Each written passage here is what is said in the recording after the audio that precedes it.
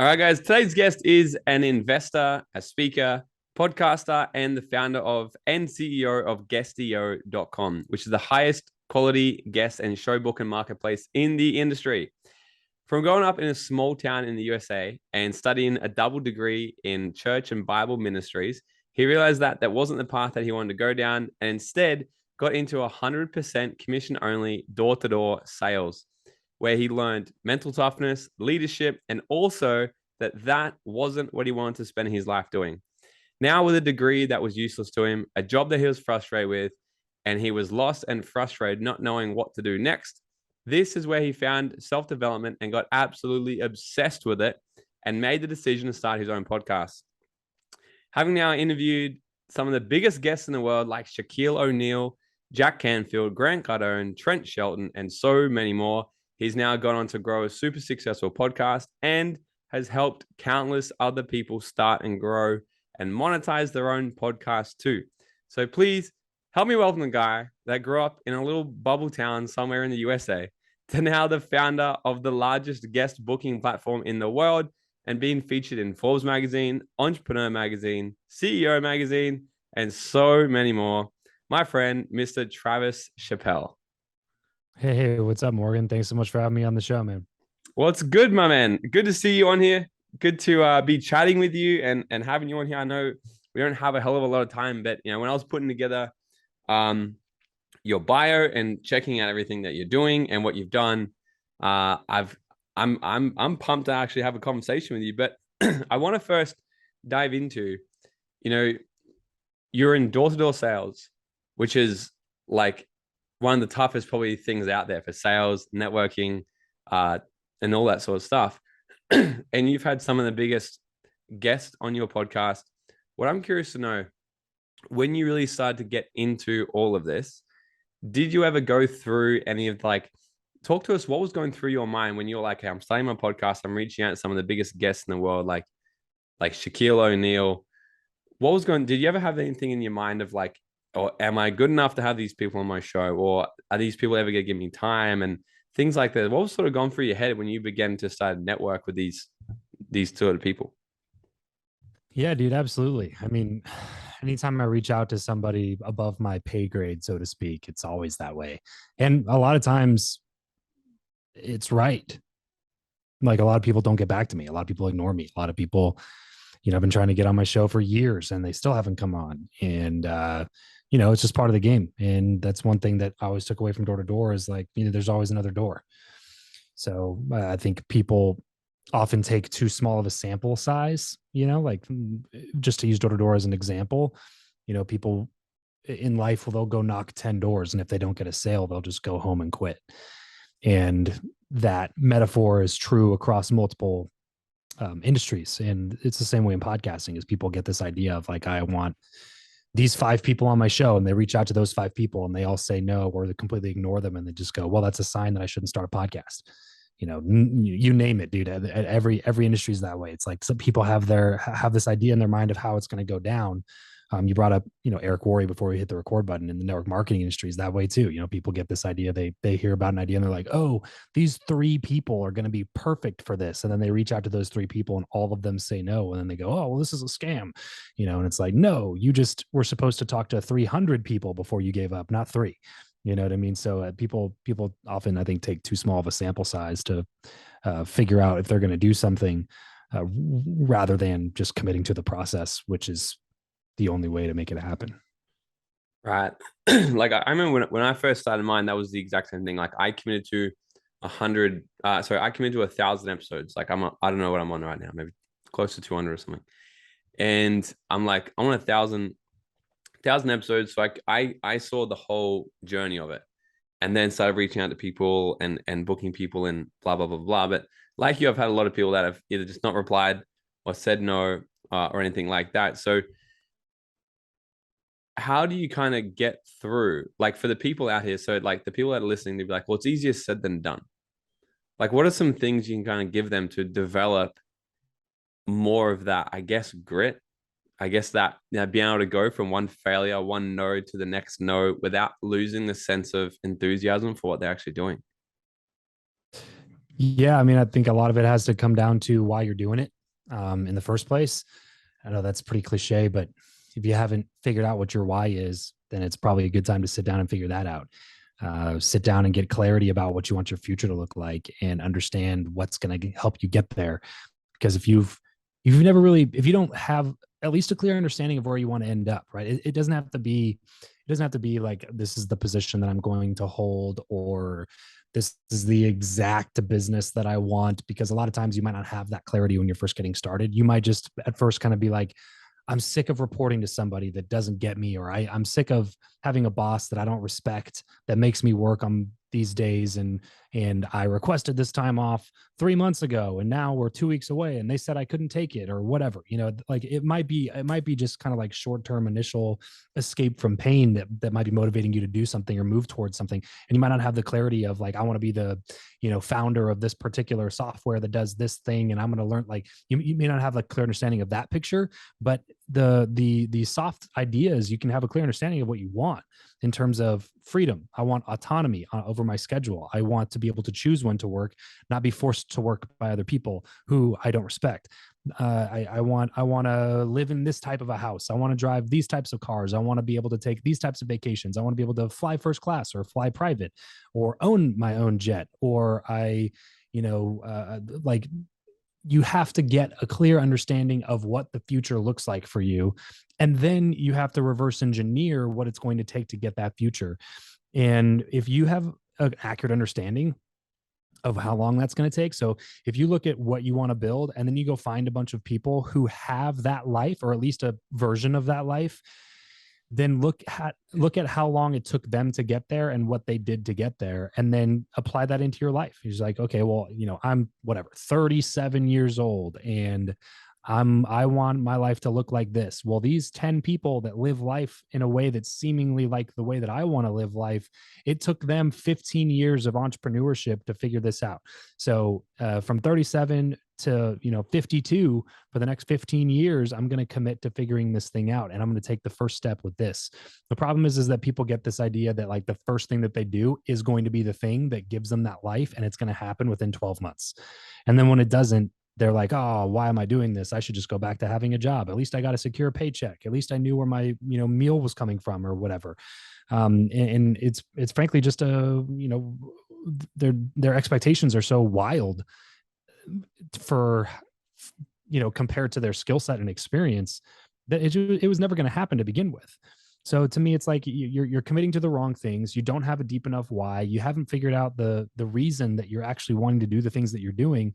And so of course you're going to quit, because it sucks and it's difficult, and there comes with stress and it comes with anxiety. And anytime you're going to do something big, something that requires more from you, there's going to be obstacles along the way. There's going to be setbacks. There's going to be feedback. There's going to be annoying employees. There's going to be shady business partners. There's going to be people stealing money from you. You're going to lose more money than you thought you would make. There's so many obstacles in front of you to living the dream life that you want to live. But that's why it's a dream life.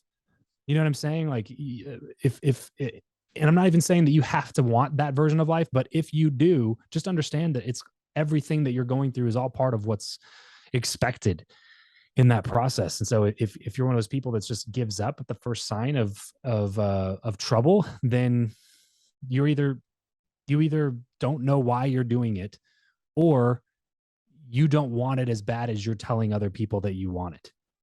Yeah.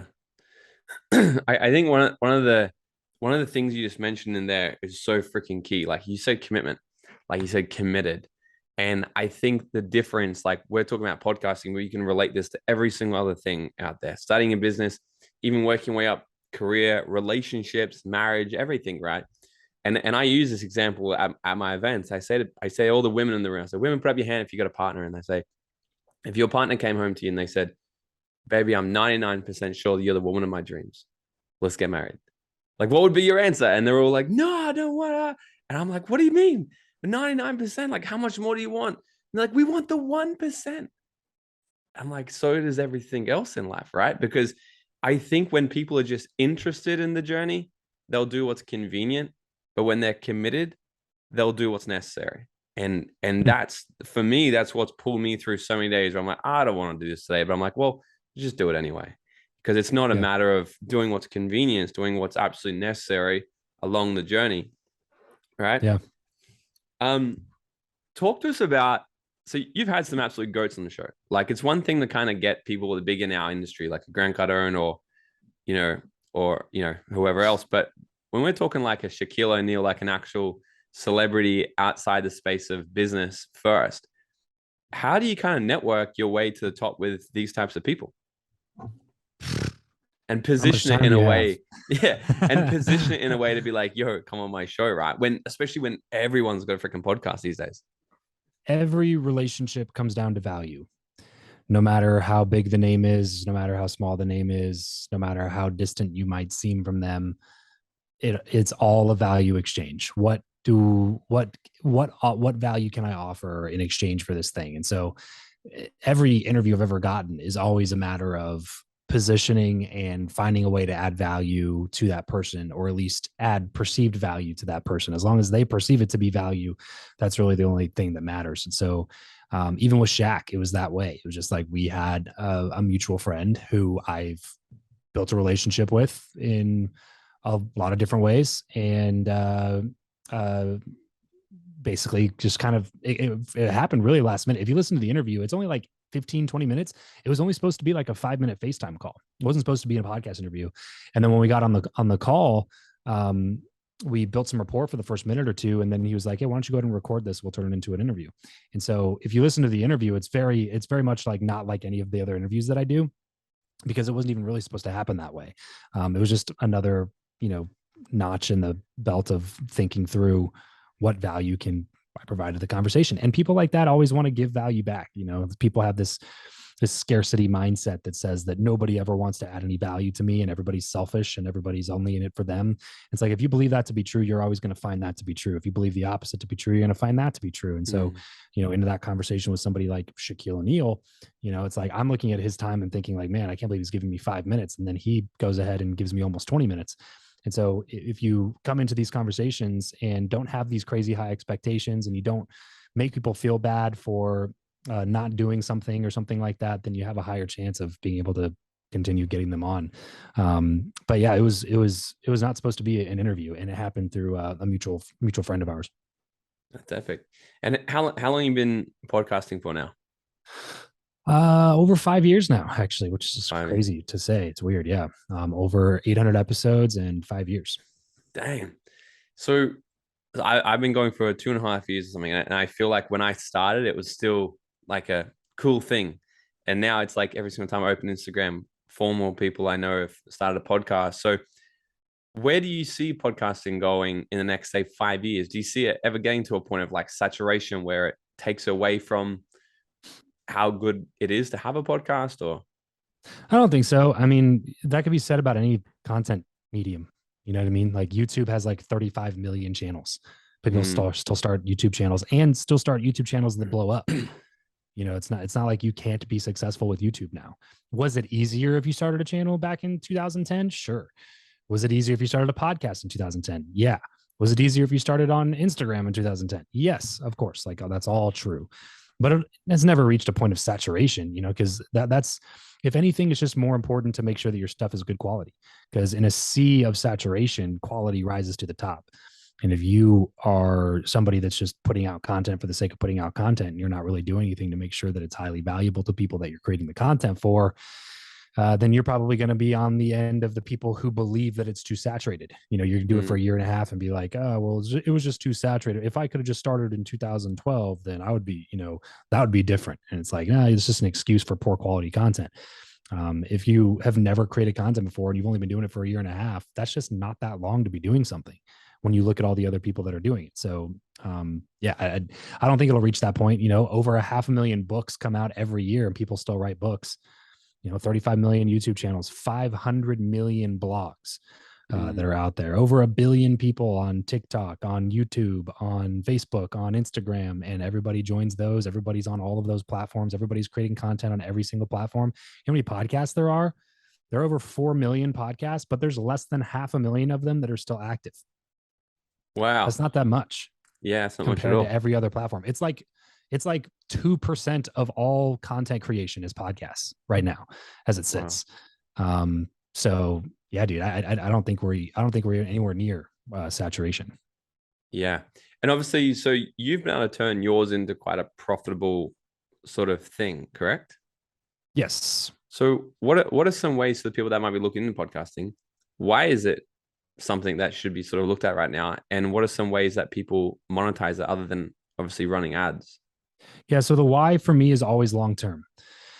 It's not about what you're going to accomplish in 6 months or 12 months. It's about what you're going to accomplish in 10 years. You know, when you look at people that look at all the biggest people in our space in terms of like podcast and YouTube specifically, not necessarily Instagram or other social. It's like Gary Vaynerchuk and, you know, Grant Cardone, Jenna Kutcher, people like this. 10 years ago, nobody knew who any of those people were. That's like not a long time. You know what I'm saying? Like in terms Mm, of how big they are now, that's not a long time. Especially when it like the whole idea to me is building up a tribe of super fans. As long like if that takes you 20 years, it's still worth it in my opinion. Because it's not just to answer kind of your second question, it's not just about sponsorship revenue, although that's great if you build up a good enough show. It is also about strategic influence and partnerships. Like if you are a talking head, like if you're a personality, people want to do deals with you. Like you get better if you're a real estate investor, you're going to get more real estate deals. If you are a business owner, you're going to get better acquisition opportunities or better business partnerships, or you're going to find people who are really good at what they do, but they don't have an audience and they don't have attention. So they want to partner with you so that you can bring in the audience and they can do all the work and build a business and you get a big fat chunk of a big business, right? Like you look at like the craziest examples of this would be, you know, George Clooney with Casamigos sold for $1 billion. The Rock this is the crazy one that I always mention on shows. The Rock will make more on Terramana tequila than he will on every media appearance, WWE match, and movie that he's ever done combined. He'll make more than that on that one business deal. that's insane. And that's just because he's leveraging the influence that he's built over doing all the appearances and the WWE stuff and the acting and the producing, all the stuff he's done to date. So he gained this massive audience. He's got like what, over 200 million followers on Instagram or something crazy Mm, like that. So when he launched Terramana, they did, I might be messing up numbers here, so double check me if you're listening to this, but I want to say they did over 250,000 cases of Terramana year one, which was the most successful launch of a spirits company in history. Any spirits company ever, not just tequila, any spirits company in history. It was the most successful launch ever and was more cases than George Clooney's company sold the year that they exited for $1 billion. It was more cases than they sold.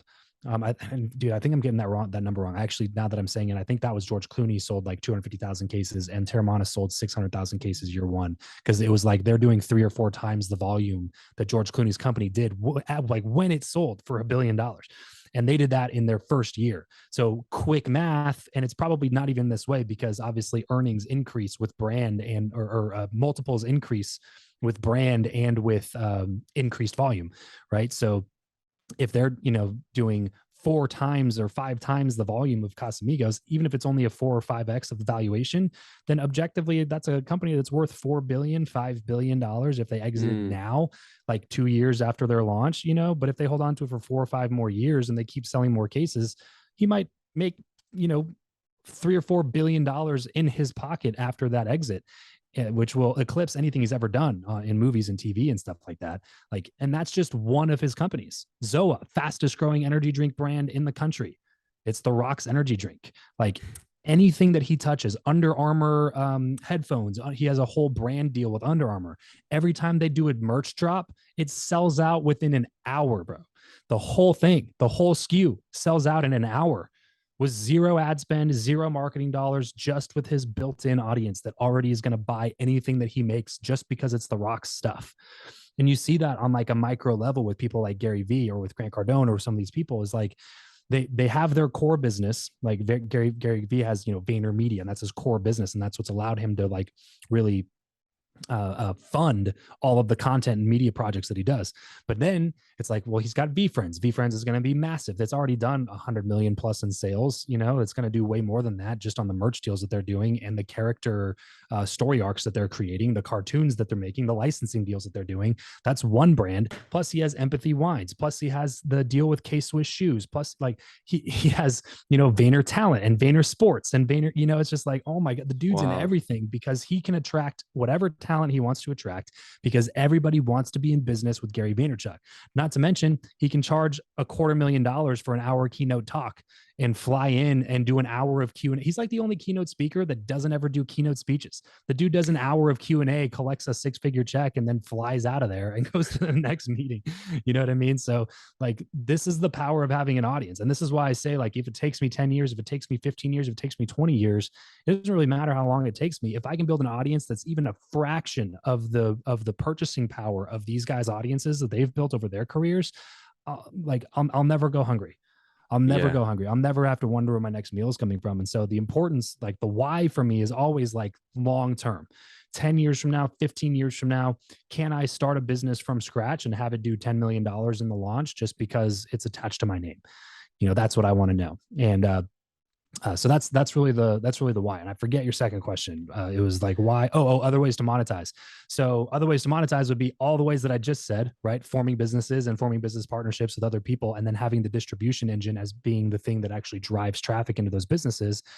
But then the other things that would be like more immediate and more like immediately applicable for those listening that are like, yeah, that all sounds good, but I don't have 10 years. I need to make money today. Totally get it. We always coach people basically like start a service-based business like an agency, you know, podcast editing, podcast production, or social media management, or email marketing services, or website design, or graphic design, or something like that. Something that is a skill set that you can learn for free on YouTube, like developing websites. Start an agency and then start interviewing all of the ideal clients for that agency for your podcast, and then mention that you do that at the end of your interviews, and you know, see if they know anybody that might need their services, and it might even be the person that you're interviewing that might need your services, and then you can start, you know, selling higher ticket services, you know, whatever, $2,000 a month for web design, or, you know, $500 for this website, or whatever your prices are going to be. And then you can start a business just by interviewing people who are potential ideal prospects. So that would be a way that I would do it immediately. You can also do affiliate deals and drive traffic to other people's offers and make commissions on them. Sponsorships, if you get enough downloads. You can sell membership sites. You can sell coaching. There's multiple ways to monetize the podcast, even if you have a couple hundred downloads an episode. I first started making money on my show with less than 200 downloads an episode. Yeah. Like I literally know a guy who did that. He started a podcast, started interviewing all these entrepreneurs, and then what he did on the back end of it was he had his team would literally help you build your own podcast. So he would get to the end of an episode, have a conversation with these successful people and say, why don't you have a podcast yet? And he would have X amount of conversations, and then X amount of them would turn into clients of his, and he built a Yep. business within like a month or two doing this. Just absolute, Yep. just savage. And yeah, there's so much out there. People just need to think outside the box, right? Um, Dude, what's more important? Quality content or quantity? Like Gary Vee talks so much about just content, content, content, content. But Yeah, I think then it depends on the platform because like we do quantity now. We just started doing quantity on YouTube like last week or 2 weeks ago. We're releasing 7 days a week on YouTube now. We've never done anything on YouTube, so I'll let you know how that goes. yeah, But even like Instagram, TikTok, Facebook Reels, like we're putting out 1, 2, 3 reels on all of those platforms every single day. So that's more of like you can't predict what's going to work, so put it out there. But that doesn't mean that it's bad quality per se. That just means that we care less about this, like the overall like design and look and feel. It's more just like let's put it out there and see what happens, because we've had stuff that overperformed stuff that we didn't think it would outperform. So I think that's more what Gary's talking about. But you can't sacrifice on quality, especially if you're somebody that's just kind of getting started. You don't really have much to give. That's why I always say like interview quality people. If you're, have imposter syndrome or you're in a position where maybe you shouldn't be teaching people yet, or maybe you're just haven't accomplished a lot of things in life yet, and you're not super interesting. Like people have this kind of like delusion about how like why people are going to listen to them, and it's just like, look, it's cool. And I'm not saying that like nobody's ever going to listen to you, but you have to think about it from your own perspective. Like, are you going to find some random person with 12 followers and just listen to their advice all day on a podcast when they're like, when they have zero of the things in life that you want? Like, this doesn't make any sense. So in the meantime, you don't have to be the expert, but you should start with an interview show, in my opinion, because that's going to allow you to get really good quality content that you don't have to create.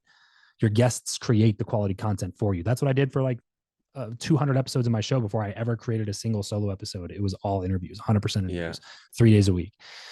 So interview people and have good quality content, but you can't skip on quality. You can't sacrifice quality in the name of quantity. In my opinion, that's just not a great way to do it long term. I think you're going to drive yourself crazy before you're going to see results, because it's just a lot of work. Whatever you do, though, be consistent. I think quality and consistency are more important, no matter what you're doing. So like I said, the social platform is a little bit easier because you can pump out 2 or 3 30 to 60-second clips a day. Like, that's not a ton of stuff to do. For a podcast episode, if you're interviewing people, it's like, well, quantity, if I go 7 days a week, it's like, how quality are those episodes really going to be? How good are every one of those guests going to be if you don't already have an existing network of a bunch of badass all-stars? You know what I'm saying? Like, I would tend to go more, at least as long as it's like a baseline of quantity. Like, you can't just do one every 4 months and be like, but it was really good. You know what I mean? Like, you got to put stuff out there consistently, at least one a week or something like that for a podcast. But overall, I would say quality and consistency matter most. Yeah, dude, this has been epic chatting to you. I know you got a sprint. Final question for you: if you were to go back to your 18-year-old self and give him 30 seconds of advice, what would it be? I would say, trust me, start a podcast and YouTube channel tomorrow. Yeah. I mean, practically that would be my advice. But if you want more like philosophically rather than like something super practical like that, because that necessarily wouldn't be exactly the same for today, just because like when I was 18, it was like the perfect time to get into podcasting and YouTube. I just didn't know about it at the time. So I would have definitely told myself that, just for a timing perspective as well. But philosophically, what I would say is, don't focus on earning in your 20s, focus on learning in your 20s. I got like directly into the rat race when I was younger. When I was 21, 22, whatever. That's why I did door-to-door sales for so long, because it was just like, yeah, but I can make 6 figures doing door-to-door. So why would I go work for that person? It was like, well, because that person can teach you a skill that you can monetize to millions and millions of dollars when you're in your 30s. Like, door-to-door is not going to get you like, and I'm not saying I didn't learn a lot from door-to-door, because I absolutely did. And I, still use a lot of those principles to this day. But I was still prioritizing the earning part. And I wish I would have I wish I would have thought a little bit more about learning the skill of marketing rather than just learning the skill of sales, and used my free time to learn marketing or something like that. Cause I was only knocking doors 3-4 hours a day and I would make a 6-figure income. That was plenty of time that I had off that I could have spent learning how to market, because marketing will make you more money in your lifetime than sales will. So I would say, you're 18, prioritize learning over earning. And that doesn't necessarily mean college. I mean, like, go find somebody that's living life on a level that you would just kill to live life on, and try to get around them as much as you can. Be their chief of staff, be their videographer, produce a podcast for free for them. Like, that's what I mean by prioritize learning over earning, is like, don't worry about getting paid. Worry about going and getting around people who are doing amazing things that you aspire to be.